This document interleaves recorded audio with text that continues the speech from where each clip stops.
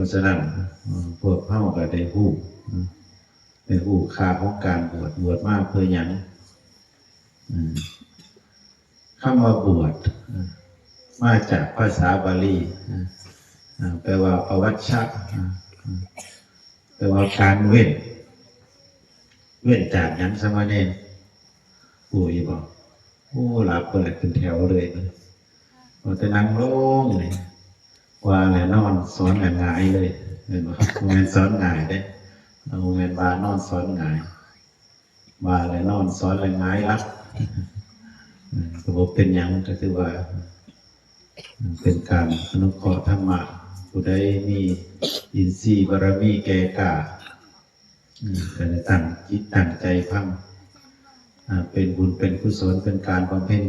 บารมีเป็นการฝึกความอดทนอยากให้ช่วยเน้นเฮาผู้ความหมายของการบวชคำว่าบวชมาจากภาษาบาลีว่าปวัชชะแปลว่าเว้นจากหยังสมณเณรการบวชนะหรือว่าการเว้นมีอยู่3 ระดับ1อย่างกลางอย่างต่ำอะไรกันหรือว่าอย่างต้นอย่างกลางอะไรกันอย่างสูงสุดการบวชลำดับต้นก็ได้แก่การเว้นจากอกุศลธรรมประพฤติตามคำที่องค์สมเด็จพระสัมมาสัมพุทธเจ้าพระองค์ทรงบัญญัติไว้เว้นจากข้อที่เพิ่นห้ามประพฤติเว้นจากอกุศลกรรมบท10 ประการบ่ฆ่าสัตว์บ่ประทุษร้ายบ่พยาบาทเบียดเบียนเขาบ่เว้าร้ายบ่กล่าวร้ายบ่เว้าคำหยาบบ่เว้าคำเพ้อเจ้อบ่มีจิตใจพยาบาทเบียดเบียนประทุษร้ายบ่มีจิตพยาบาทจองเวรอันนี้คือการเว้นประการที่1คือออกเป็นดัญโยมเนาะออกมาใส่สุดขาวมาถือศีลมาปฏิบัติธรรมในเวลาอันสั้นก็ถือว่าเป็นผู้บวชคือกันได้เป็นผู้บวชเป็นผู้เว้นจากอกุศลธรรมเว้นจากอกุศลกรรมบท10 ประการประกอบกุศลกรรมบท10 ประการบ่ฆ่าบ่เบียดเบียนบ่พยาบาทอาฆาตมาดร้ายบ่กล่าวคำหยาบบ่กล่าวคำเพ้อเจ้อบ่เบียดบ่กล่าวคำประทุษร้ายอันนี้ก็ถือว่าเป็นผู้เว้นคือกันบ่มีจิตใจพยาบาทเบียดเบียนอันนี้คือระดับต้นประการที่2บาทการเว้นหรือว่าการบวชในระดับกลางก็ได้บุคคลออกบวชแล้วออกจากเพื่อนแล้วมีจิตใจมีปัสสาทะมีศรัทธาออกมาประพฤติปฏิบัติจนได้ปฐมฌานเอ่นว่าได้ข่มกิเลสของตัวเองจนสามารถระงับนิวรณ์ทั้ง5 ประการได้ก็คือการประพฤติการบวชในระดับกลางจนสามารถประพฤติปฏิบัติธรรมเฮ็ดให้อุปจารสมาธิอัปปนาสมาธิเกิดขึ้นในจิตในใจอันนี้ก็คือการงดเว้นประการทั้งกลางประการต่อมาบุคคลมีจิตใจอยากประพฤติปฏิบัติขัดเกลาตนเองจนสามารถเฮ็ดให้วิชา3ปฏิสัมภิทาญาณ4อภิญญา6จนถึงขั้นได้บรรลุมรรคผลนิพพานอันนี้ก็ถือว่าเป็นการเว้นการบวชคือกันในระดับสูงสุดจนได้อริยมรรคอริยผลก็ถือว่าเป็นการบวชอันนี้การบวชมุหานาจารย์เพิ่นว่าเอาไว้มีอยู่9 ประการมีอย่างไงสำเร็จในทานเพิ่นบอกเมื่อคืนนี่ชื่อได้อยู่บ่บวชฮับบวชลับบวชลี้บวชฮับบวชลับบวชล่องบวชคล้องประเพณี บวชหนีสงสารบวชผานเขาสุขบวชสนุกตามเพื่อนบวชเปื้อนศาสนาบวชหาของเหล็กบวชเก้าประการมันเป็นยังไงสมณีบวชฮับบวชฮับเป็นได้แล้วเป็นโยมที่สิเคยได้ยินอยู่เนาะบวชฮับก็คือบางคนออกบวชจากเพื่อนคือจะบวชมีเวลาเคยฮับปากเคยบนบานสารกล่าวไว้ขันขน้อยเฮ็ดสิ่งนี้ประสบผลสำเร็จสิไปบวชสิไปบวชแก่ขันขน้อยหายจากโรคจากภัยหายจากการเจ็บอ่อนๆเนี่ยสิออกบวชอันนี้ประการที่หนึ่งเกิดว่าบวชฮับเคยฮับปาก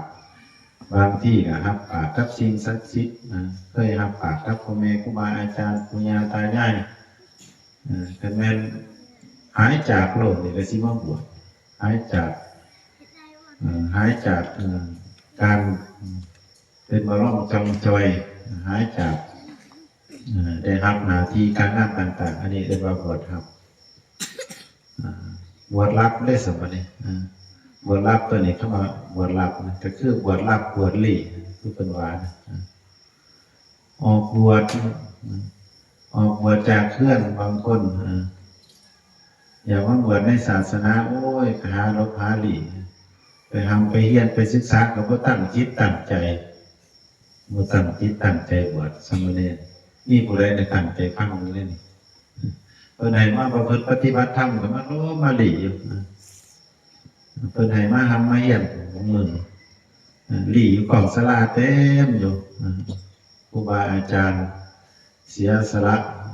ปัจจุปัจจัยใส่น้ำมันรถญาติโยมเสียสละเวลามาอุปถัมภ์อุปถากเข้าสู่ชูเฮาให้มีความเจริญในพระธรรมวินัยได้เจ้าของผัดบ่ได้ตั้งคิดตั้งใจอีดีมาลบมาหลีพ่อแม่ทรงเฮียนยังให้ลูกให้เป็นคนดีเสียสละทรัพย์ลูกจะได้ยังกะหายสุดท้ายมันก็มาเฮียนสับมันความหักของพ่อของแม่อยากให้ลูกได้ดีขาดเฮียนมาเสียงบาดผู้เอิญมากแม่ก็โอ้ยเฮ็ดดีน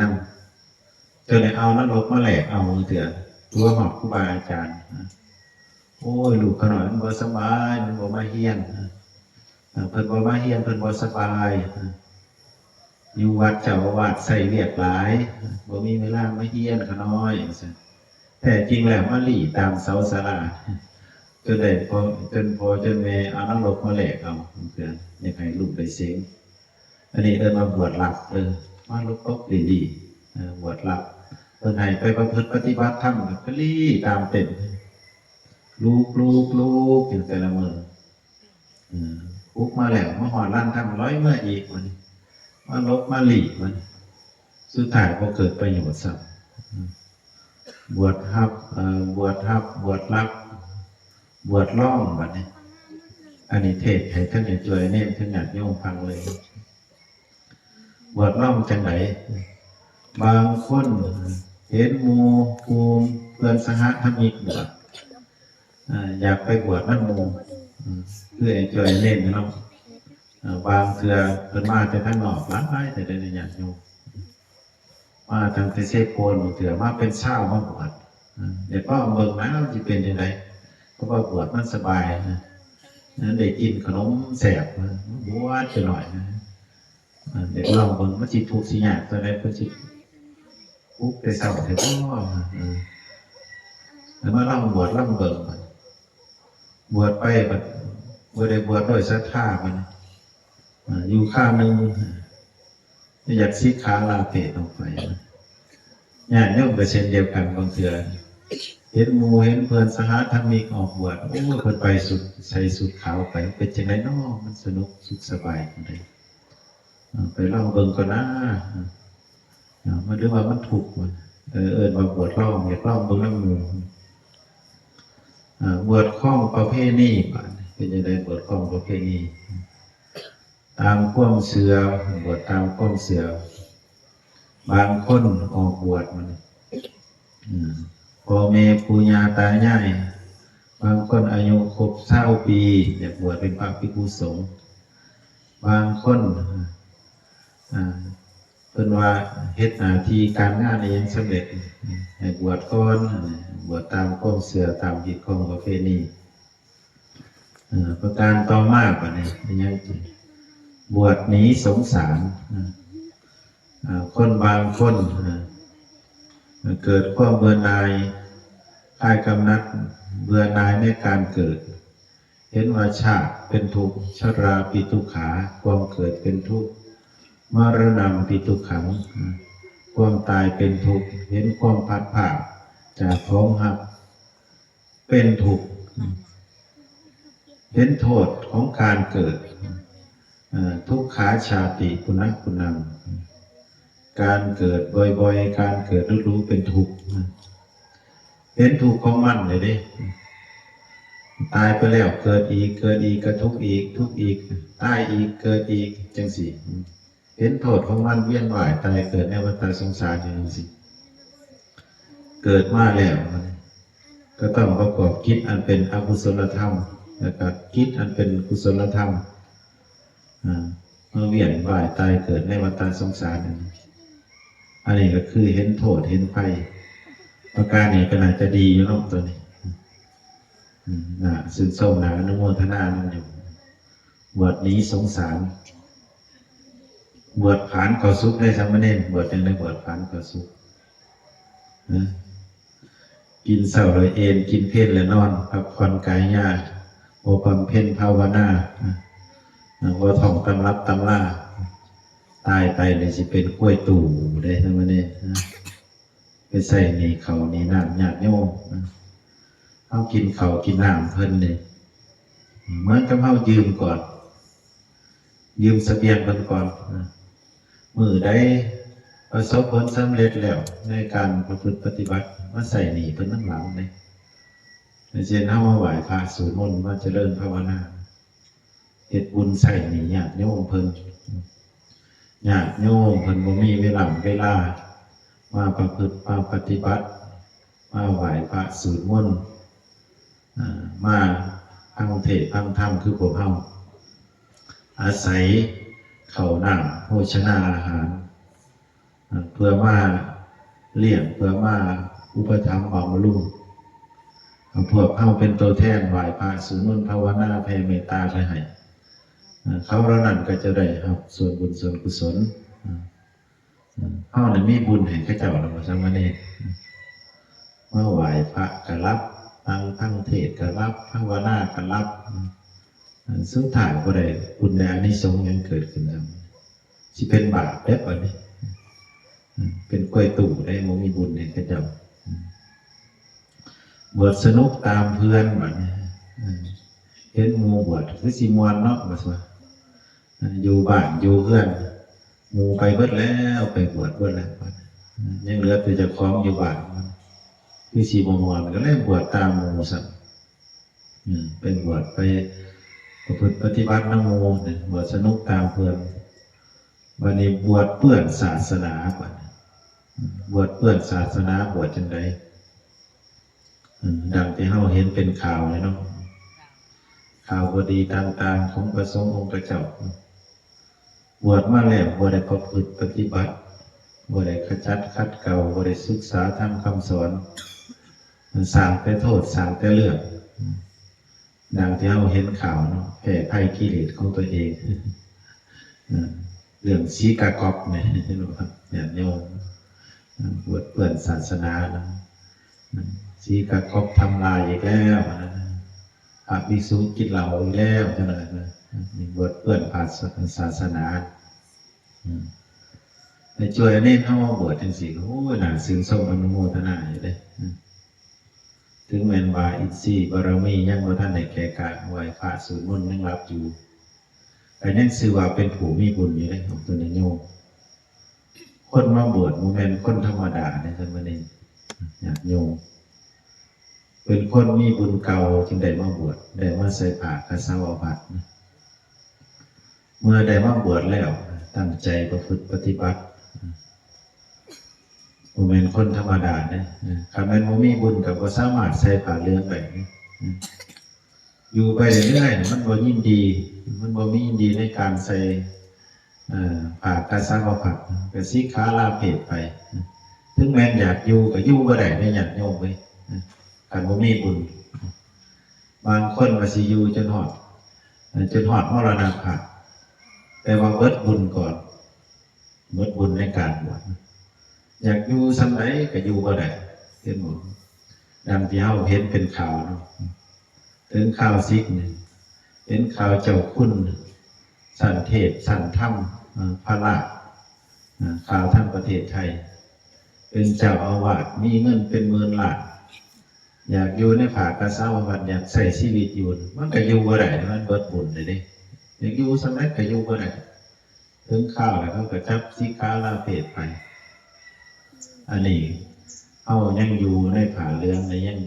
ประพฤติปฏิบัติแสดงว่ายังมีบุญเก่าเฮาอยู่เลยเพราะฉะนั้นเอาบุญเก่าของเฮาเนี่ยมาต่อเอาบุญใหม่ให้มันยิงขึ้นไปการเฮาบ่สร้างเฮาบ่บำเพ็ญบุญเฮามันก็ลดลงตามลงสุดท้ายก็สิขาลาเพศไปอยากอยู่สำใดก็อยู่บ่ได้เด้ก็เบิดบุญสิพื้นอยู่เขาก็ถอดผ้าเหลืองออกสุดท้ายก็บ่ได้อยู่อันนี้คือประการต่อมาคือบวชเนียนกับสามเณรบวชเต็มกินบวชเพื่อนศาสนาบวชหาของเหล็กดังเราเห็นว่าบางคนบวชมากอยู่ประเทศไทยก็เห็นดูอยู่ของตัวนิยมบวชหาของเหล็กบวชมาแล้วมากเหล็กมองเพื่อนมองไพ่ไปหาแข่งมองไพ่ไปหาตีไก่แต่ไม่ได้ยาคูเลยผมมีแต่ตัวนิยมเลยยามมีการมีงานโอ้ยยาคูไปแห่บุญมองไพ่นั่นเขาจับบวชหาของเหล็กอันนี้คือบวชเก่าประการจืออยู่กับสามเณรเขาสิเป็นบวชแบบไหนอย่างโยมเขาก็เช่นกันพิจารณาไตร่ตรองเขาออกบวชด้วยสาเหตุใดบวชทับบวชรับบวชร่องบวชคล้องประเพณีบวชนี้สงสารบวชทานก่อสุขบวชสนุกตามเพลินบวชเพื่อนศาสนาจืออยู่สามเณรผู้แรกสิถามใหม่ได้นี่เขาว่าบวชเบิ่งเก่าประการเขาถืออย่างไหนอย่างหนึ่งบ่อันนี้ก็การเข้าบวชมากเข้ารักษาศีล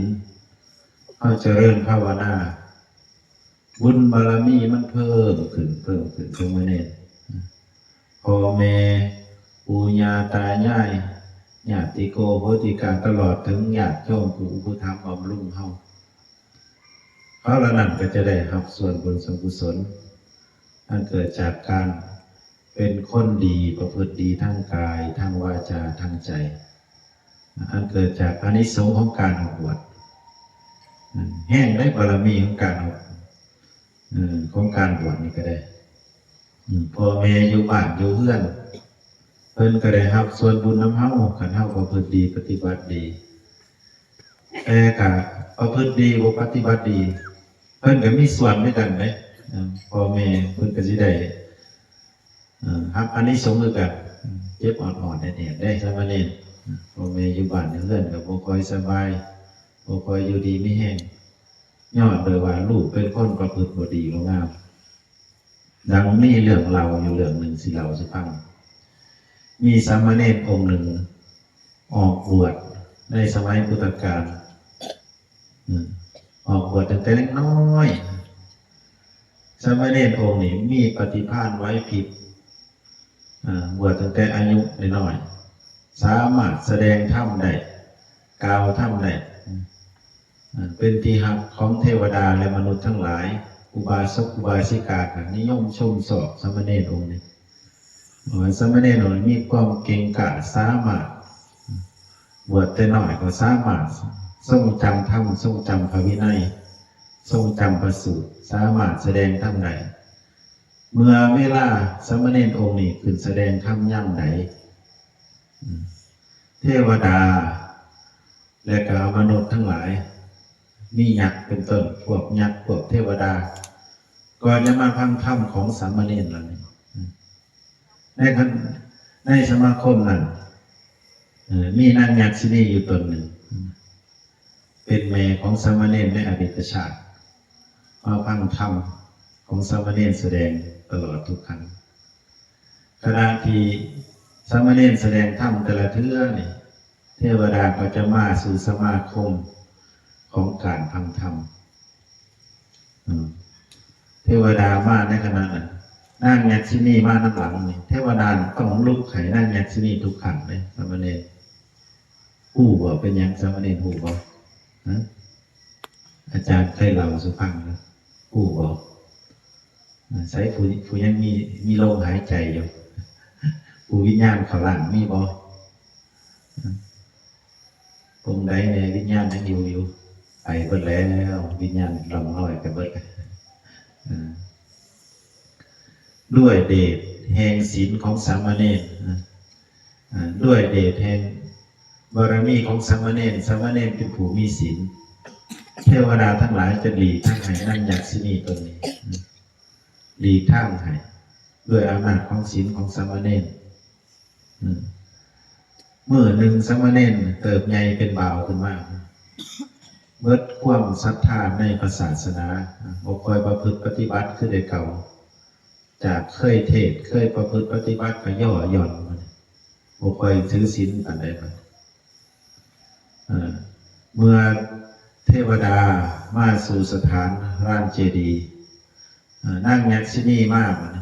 เทวดาอื่นก็บ่คอยลบไห้มันบ่หลีกทางให้ที่ได้เก่านางยักษินีก็เลยมาพิจารณาเป็นเพราะเหตุนั้นน้อยว่าแต่เก่าเทวดาเคยหลีกข้ามให้เคยให้ความเคารพเฮาเดี๋ยวนี้คือบ่ยำเก่งเนาะมันก็เลยมาพิจารณาเห็นว่าโอ้เป็นเพราะสามเณรเป็นผู้มีศีลตัวนี่บ่ได้บัดนี้เฮาสิไปเข้าสิงสามเณร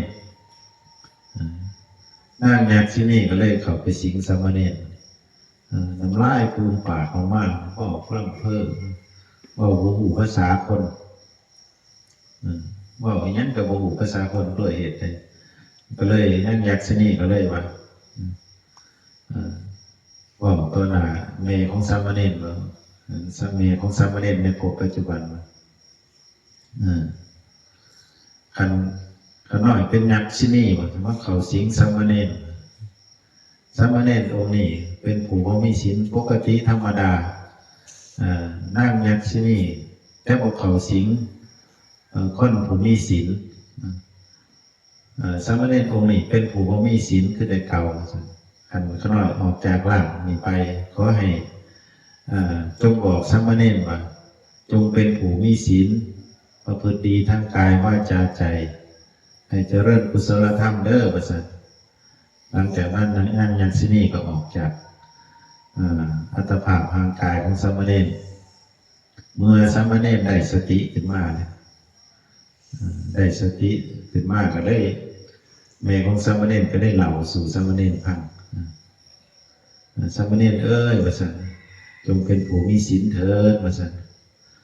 เพราะว่านางยักษินีได้สั่งไว้จังซี่ว่าซั่นสามเณรก็เลยตั้งสติได้มาพิจารณาธรรมก็เลยเกิดความเบื่อหน่ายคลายสงสัยในวัฏสงสารประพฤติปฏิบัติธรรมจนสามารถบรรลุธรรมเป็นพระอรหันต์จนได้บรรลุธรรมเป็นพระอรหันต์ในสมัยบวช